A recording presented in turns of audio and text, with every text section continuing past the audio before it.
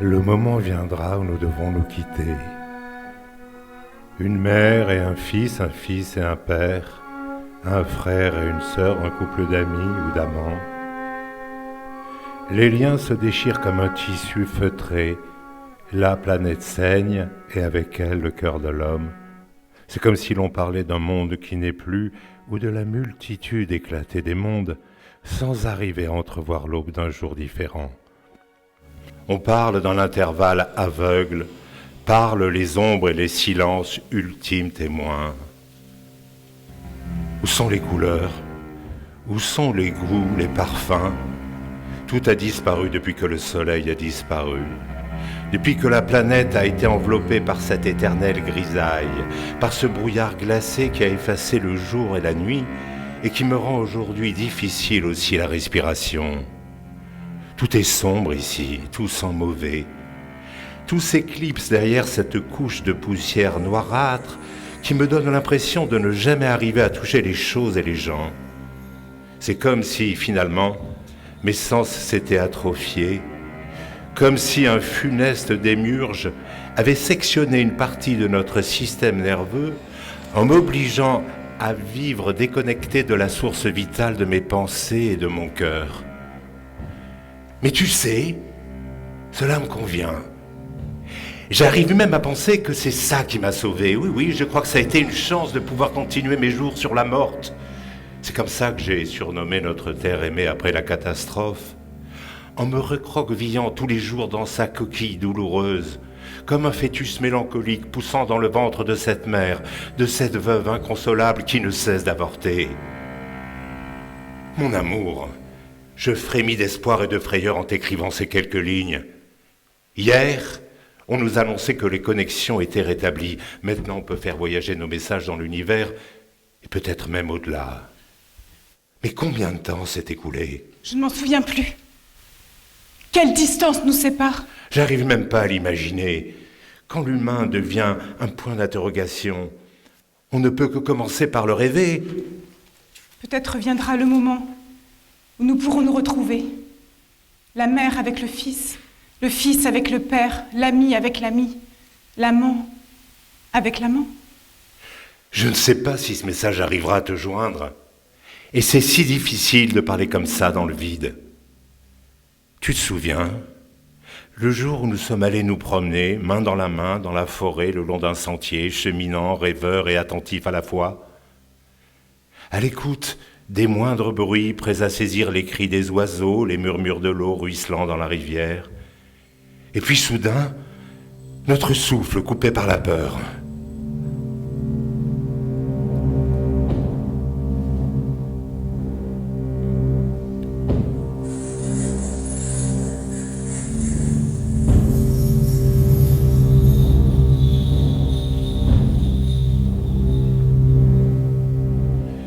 J'espère que tu recevras ces mots, j'espère que tu les liras. Comment te parler? Comment te faire parvenir mes pensées et mes souvenirs de toi qui s'imposent à moi? Je parle dans le vide, depuis je ne sais plus combien de temps. Je porte une montagne sur mes épaules. Chaque jour elle est plus grande, plus lourde. Mais je ne me fatigue pas. Jamais je ne renoncerai à te chercher.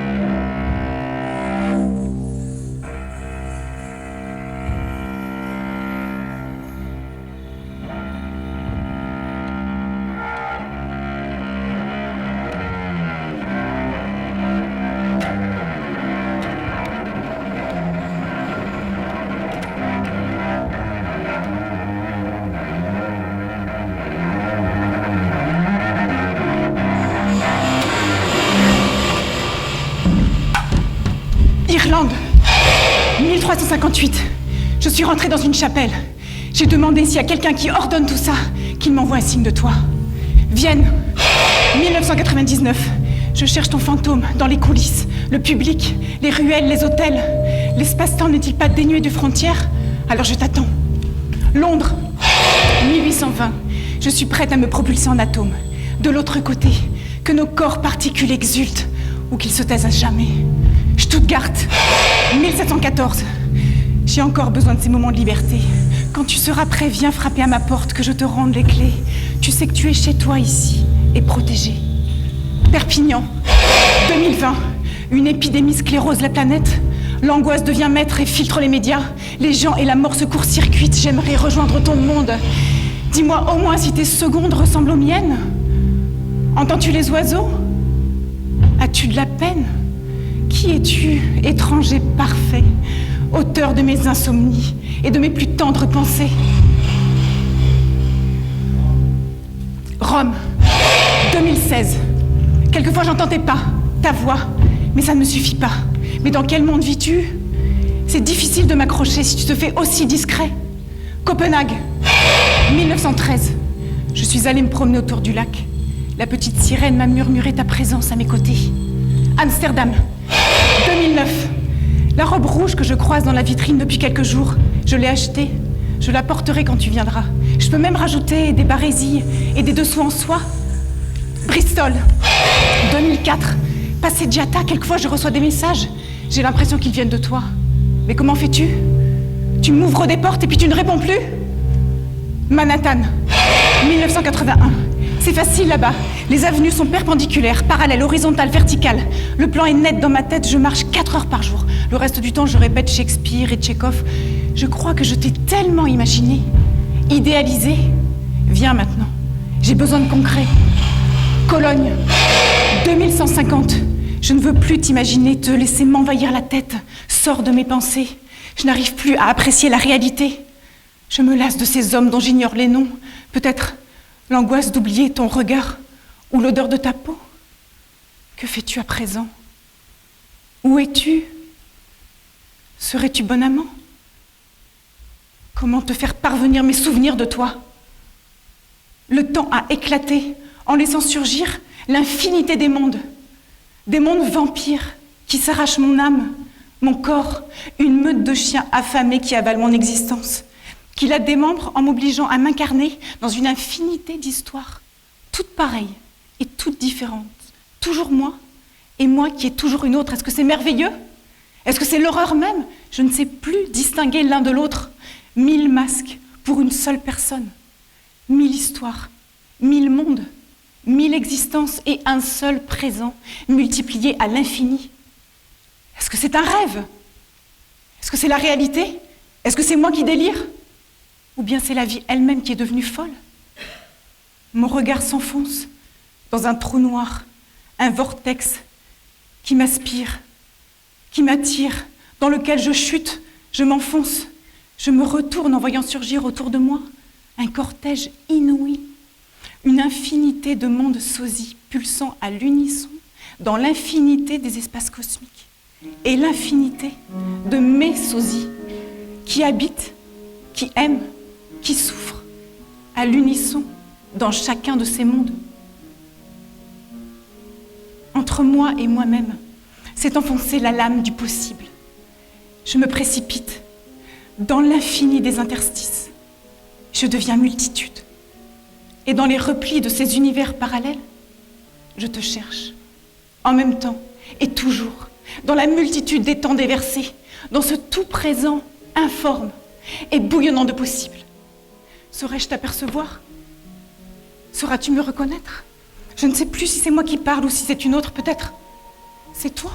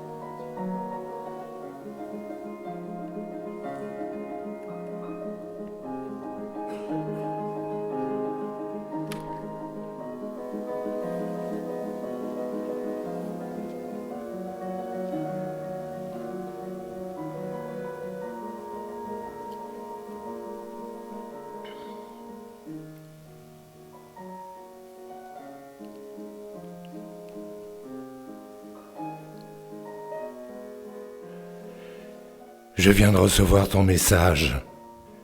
Et c'est comme si une pluie de météorites m'avait frappé. Ton visage se disperse en 1000 facettes de cristal qui se reflètent partout. Elles ne cessent d'avaler leurs secrets dans les profondeurs aveugles de la matière. Mais qu'est-ce que c'est, tous ces lieux, toutes ces dates éparpillées? C'est ta vie? Mais c'est insupportable! Je sens que je me déchire et qu'à tout moment je vais être aspiré par le vide. Et que dire de l'épidémie, notre épidémie? Même si nos corps étaient éloignés, nous l'avons vécu ensemble, comme si nous étions une seule et même personne. Ce fut notre première séparation, n'est-ce pas? Et pourquoi ne fais-tu aucune référence à la catastrophe qui s'ensuivit? Ce déluge qui a été la cause de notre séparation et du deuil dans lequel on vit depuis, ce deuil auquel on essaie de survivre. Je peux à peine te reconnaître. Est-ce bien toi? Tout me revient comme un visage familier bouleversé par un long voyage, comme le visage d'un marin aspiré par un maelstrom qui l'a rendu à jamais étranger au monde et à soi-même. Tout d'un coup, je te reconnais plus. J'espère que tu recevras ces mots, j'espère que tu les liras, tu me manques. Paris, 2010. De quel côté se trouve la folie? Quand vous m'emmenez me promener dans ce parc que je connais par cœur, et quand le sourire en coin et le carnet à la main, vous m'invitez, comme vous dites, à vous parler. Dites-moi, docteur, exercer bien son métier, puis rentrer chez soi, retrouver son chien, son chat, sa famille, et penser que tout le monde devrait vivre comme ça. Pourquoi est-il si problématique de se balader vers d'autres immensités? Turin, 2011. Les répétitions reprennent. Je te garde en moi comme un secret.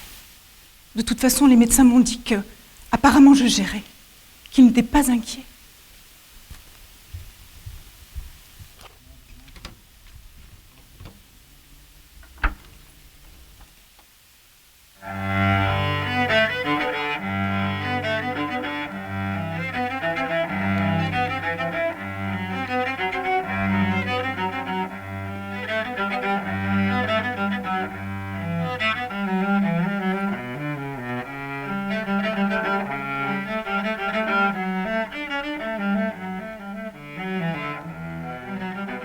J'ai passé des heures et des heures à te regarder jouer.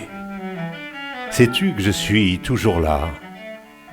Comme quand je t'épiais derrière la porte entr'ouverte, ou bien caché derrière les rideaux du salon.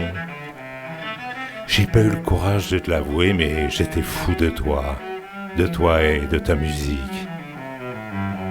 Aujourd'hui, mon regard flotte dans l'espace vide, cette bouche vorace bourrée de noir, dans l'espoir de recevoir un signal, le simple clignotement d'une étoile qui sait. Peut-être demain, tu surgiras du sol et ta main délicate m'attrapera les chevilles pour ne pas que je décolle. J'espère que tu recevras ces mots, j'espère que tu les liras, que tu me répondras. Tu vois, Bach, ces fugues, ce puzzle, cette combinaison infinie de sons. Eh bien, en fait, ce n'est que de la mathématique. Et en même temps, c'est comme une volée d'oiseaux qui s'envolent des arbres d'une forêt. C'est quoi ce miracle? Où est le secret de cette fulgurante conciliation des contraires, éclatant avec la naïveté d'un éclair qui perce la nuit? Tu vois, dans la musique, il n'y a que 12 sons, et des millions de partitions ont été inventées. Et comment se peut-il qu'avec 26 lettres de l'alphabet, il n'y a jamais eu 2 fois le même texte sur cette planète? Cette planète laquelle? Le monde n'est qu'un, mais vit de la vie de tous ces mondes sosies qui pulsent à l'infini dans l'éternité. Oui, maintenant je le sais. Après m'être découpé en 1000 morceaux, pièces de puzzle identiques et différentes à la fois, vivant à l'unisson de leur propre vie singulière. Oui, maintenant je le vois. Après avoir voyagé partout et au-delà de tout, et peut-être en étant resté là où j'ai toujours été, sur notre terre aimée, telle qu'une poussière sidérale portée par un vent tout-puissant ou par le simple vide, par ce rien du tout. Oui, ce voyage merveilleux et horrible à la fois. Mais toi, où en es-tu? Je me le demande sans arrêt. Tu suivais mes pas? Tu me suivais un pas après l'autre, comme une ombre protectrice. Tu m'accompagnais comme un partenaire invisible, dans la danse tourbillonnante de mes divagations et je découvrais que tu m'avais aidé à trouver le chemin pour sortir de ce labyrinthe dans lequel j'ai toujours failli me perdre ou me noyer. Tu ne peux pas imaginer combien ça me fait mal chaque fois que ton image m'apparaît. Et tu sais, l'image de ton visage est chaque jour plus vive. Elle s'incarne de plus en plus devant mes yeux plutôt que de pâlir et de s'effacer, car tu es de plus en plus présent dans ton absence même. C'est comme un couteau qui n'arrête pas de s'enfoncer dans le vif de ma chair. M'entends-tu? On a toujours vécu dans un système de pensée mathématique ou géométrique à sa manière, qui se donnait la peine d'organiser les choses, ce bazar hétérogène de la réalité, en les partageant en couples de contraires.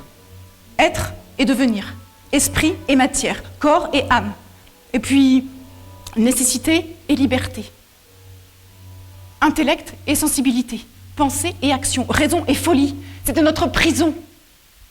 La langue, le langage, la pensée était notre prison.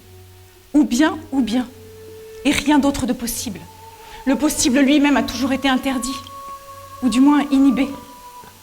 Mais le long de l'histoire, des créatures du sous-sol, des êtres souterrains, presque muets, presque aveugles, mais parce qu'ils étaient à l'écoute d'une autre langue, parce qu'ils étaient attentifs aux images venant d'un autre monde, un monde blotti dans l'ombre qui leur faisait signe de loin. Eh bien, ces créatures impossibles, en cheminant le long des sentiers obscurs et périlleux de l'informe, elles n'ont pas cessé d'ouvrir, le long de l'histoire, dans cette muraille d'alternatives oppressantes, des fissures, des brèches.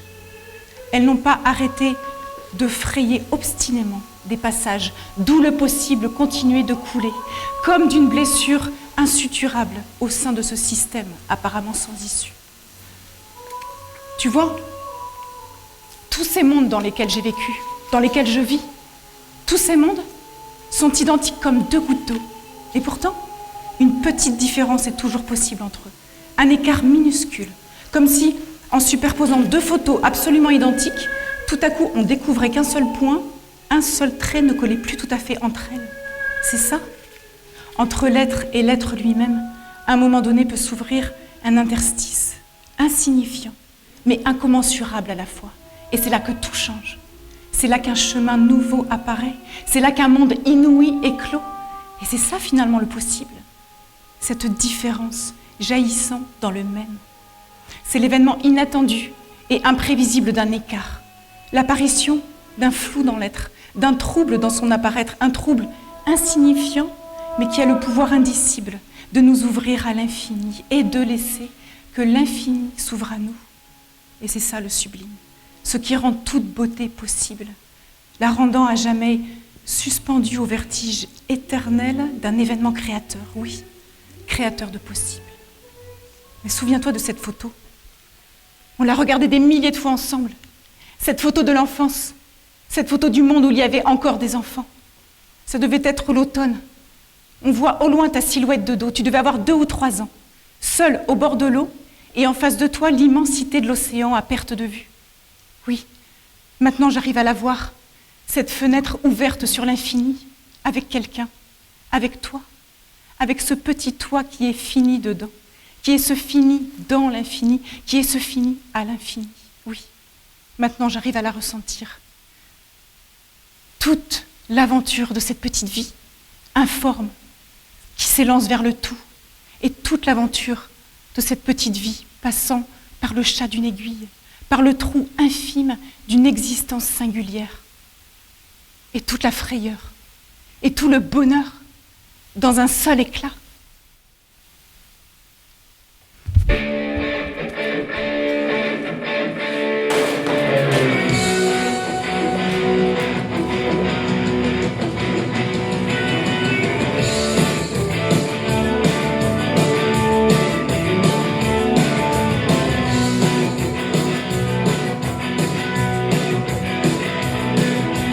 One way or another, I'm gonna find ya. I'm gonna get you.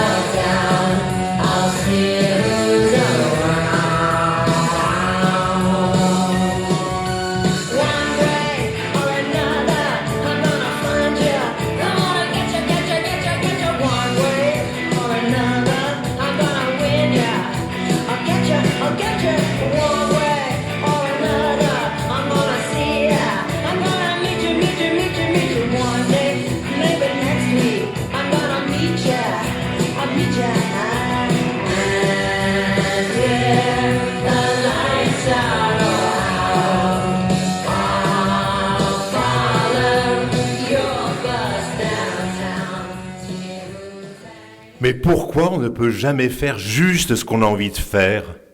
Brouter l'herbe des prairies comme les chevaux, s'oublier sur une pierre ensoleillée comme des lézards, s'abreuver comme une antilope à l'étang sans imaginer le lion qui surgira peut-être de la brousse pour nous dévorer. Pourquoi nous n'avons pas le droit à cette existence heureuse, bercée par l'horloge de la nature, délivrée de toute contrainte, comme une roue qui d'elle-même tourne sans fin? Mon amour, ici tout est chamboulé, plus rien ne correspond à rien. Où sont les abricots? Où sont les framboises qu'on aimait tant, tu te souviens? C'était la fête quand on les voyait rouler sur la nappe jaune de la cuisine. Et en même temps, je me demande comment aurais-je pu résister, comment aurais-je pu continuer à vivre tout en continuant de ressentir la vie dans son éclat? Comment aurais-je pu supporter de continuer de voir et de ressentir les choses dans leur élan vital? Car chaque couleur, chaque goût, chaque parfum aurait accru mon désir de toi, ma nostalgie de toi.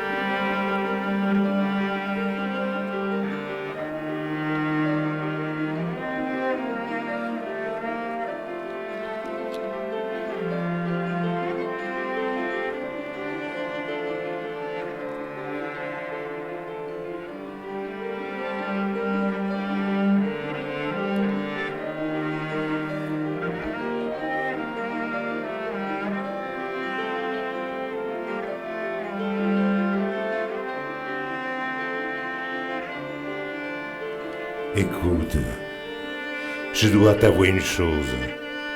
J'ai rencontré une femme, et quand je l'ai croisée pour la première fois, c'est comme si le pavé s'était fracturé.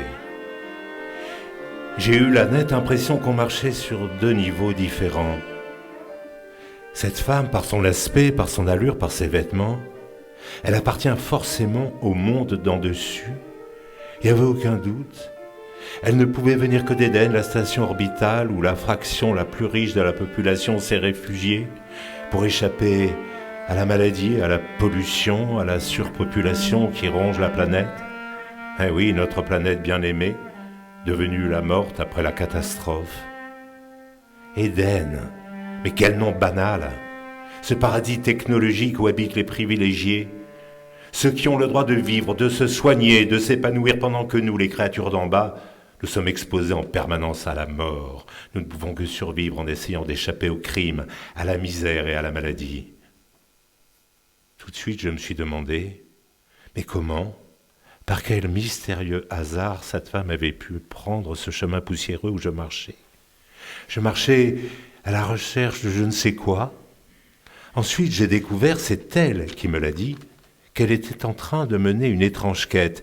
Mais disons que tout ça, tout ce déséquilibre, tout ce clivage entre nous, n'a pas empêché qu'on se rapproche, qu'on se découvre, qu'on s'aime. Ce clivage a fait ressurgir chez moi comme des hauts le cœur, des fractures profondes, des ruptures intimes que je porte depuis longtemps dans mon cœur. C'est pas seulement une question de conditions de vie et de privilèges de classe, non. Moi, je suis une créature d'en bas, du sous-sol, je suis une taupe, je suis un cafard de toute éternité. Non, non, non, non. C'est avant tout une question de liberté. Mais c'est vraiment toi, cette femme que j'ai rencontrée? C'est troublant. Plus je me rapproche d'elle, et plus la ressemblance avec toi m'apparaît avec précision. Alors raconte. Qu'est-ce qui s'est passé? J'ai mis en place une méthode pour être sûr. J'ai commencé à analyser son aspect, jour après jour, sans qu'elle le sache. J'ai répertorié son corps, je l'ai arpenté comme un topographe plongé dans un territoire inconnu, en suivant ses lignes, en étudiant ses courbes, ses reliefs, ses failles. En fait, c'est comme si j'avais découpé son image physique par une sorte de quadrillage. Et alors? C'est bien moi? Aucun doute, aucune différence, c'était bien toi. Ah, oui, mais qui au juste? Enfin, pourquoi cette femme, en chair et en os que je visitais désormais régulièrement, n'avait-elle aucun souvenir de notre vie passée? Ou peut-être, elle le cachait. Et pourquoi? Mais pour quelle raison obscure elle aurait fait ça? Sans doute, le deuil, mon immense nostalgie pour l'amour perdu de ma vie avait été la clé qui avait forcé mon cœur. Et là, je sentais en effet que je tombais amoureux. Mais amoureux de qui? C'était le même amour de toujours, oui. J'étais en train de tomber amoureux d'une parfaite inconnue. Impossible de me sortir du labyrinthe dans lequel je m'étais moi-même enfoncé. Mais enfin, sors de ta tanière et dis-moi que tu m'aimes, est-ce si compliqué? Quand au cours de mon exploration, j'en suis arrivé aux yeux, eh bien là, l'analogie a éclaté dans une lueur éclatante. Mon regard a plongé dans les yeux de cette femme inconnue. Ces yeux qui étaient en même temps les yeux de la femme que j'ai aimée, que j'ai toujours aimée. Les yeux dans lesquels je m'étais perdu depuis toujours. Oui, oui, c'était la ressemblance totale. C'était l'expérience absolue de cette unicité, de cette identité sans faille. L'image de la femme mentale et l'image de la femme réelle collées l'une à l'autre comme deux photos identiques, fondues à jamais dans un seul portrait. Mon souvenir et la réalité immédiate ne faisaient désormais qu'un. Allez, répète avec moi. Je t'aime. Je t'aime. Et là, tout d'un coup, sur son visage est apparue une légère crispation, comme une espèce d'interférence. J'ai vu deux petites lignes verticales entre ses sourcils, deux rides, pas trop marquées d'ailleurs, et même jolies. Le sang me montait à la tête. Soudain, tout s'est mis à bouger autour de moi, comme dans un tremblement de terre. Rien ne tenait plus dans mon architecture. Le miroir s'est cassé, et le château a commencé à s'effondrer. Rien n'était plus pareil. Le nez, les oreilles, le cou, les seins, les hanches, les genoux, oui, même les genoux qui m'avaient coupé le souffle tellement ils étaient semblables. J'ai essayé de résister, je te jure, de toutes mes forces. Enfin, c'est pas évident de renoncer au paradis quand tu crois l'avoir conquis. Alors je cherchais désespérément à soutenir les murs tremblants, niché à l'intérieur de mon château de ressemblance, rien à faire. Tout continuait de différer de soi-même, d'une manière à la fois minuscule et définitive. Toute image d'elle n'arrêtait pas de glisser, presque timidement hors de ses contours, et c'était à chaque fois la catastrophe. Tout mon merveilleux château de miroir s'était effondré. Ah, c'était pas elle. Démon de l'analogie. Maintenant, je suis juste là, sidéré. Il faut que je te dise un truc important. Tu as toujours souhaité une honnêteté entre nous. Alors voilà, je te l'écris. Depuis quelques semaines maintenant, je vois quelqu'un. Je ne sais pas si je t'ai parlé de cette rencontre. Sans doute, dans un autre message. Je ne sais pas si tu l'as reçu. Enfin, je te dis, j'ai rencontré quelqu'un, mais ce n'est pas tout à fait correct. Disons que il ne faut pas prendre ça au premier degré. Il n'y a rien de charnel entre nous. Je peux juste te dire que je me sens troublée. C'est un homme spécial. On dirait qu'il vient d'un autre monde, d'un autre temps. En tout cas, c'est tellement fort que ça prend toute la place. Faut dire que cet homme a une telle assurance quand il parle de nos vies. D'ailleurs, c'est cette assurance qui me fait penser que c'est peut-être toi. Toi qui avances masqué. Il m'écrit des choses sublimes. Il me dit qu'on est fait pour se rencontrer et pour y croire. Il écoute, il devine mes doutes, il est patient. C'est un vrai gentleman, tu comprends? Mais quelle folie! D'ailleurs, je me dis, les fantômes n'existent que pour ceux qui y croient. Alors, écoute-moi bien. Où que tu sois, ici ou ailleurs, quelle que soit la planète sur laquelle tu te trouves, il est temps maintenant pour moi, ici. C'est le moment. Rejoins-moi. Et je sais que tu m'entends.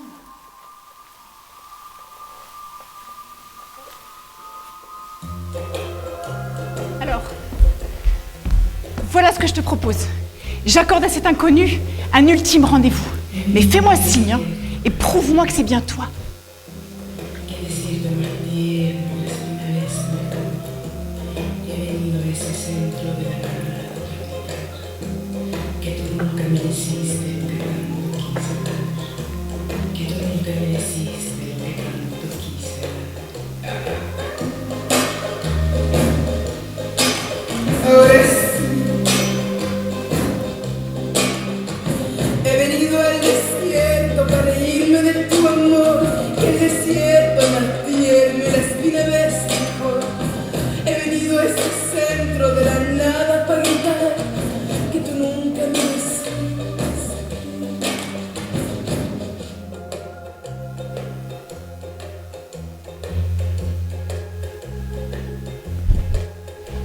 Sais-tu que nous nous appelons chaque jour et tout le temps?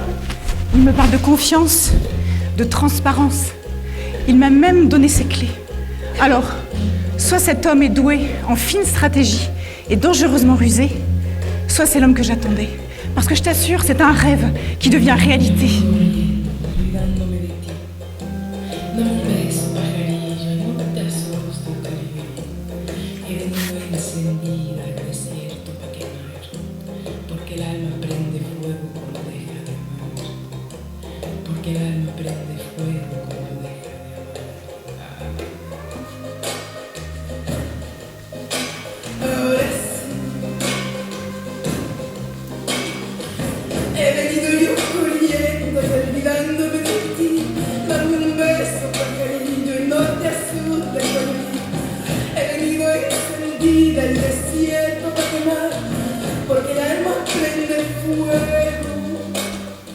Dis donc, c'est toi déguisé sous cet apparat. Arrête ce carnaval, hein, je risque de m'égarer, moi. Vous deux, et finalement, juste toi. Plus je m'approche de lui, et plus j'ai l'impression de te retrouver toi. Tu vois, plus que jamais j'ai besoin que tu m'expliques. J'ai besoin de comprendre que c'est bien ton fantôme qui s'est glissé entre lui et moi. Et je te préviens, c'est urgent. Hein.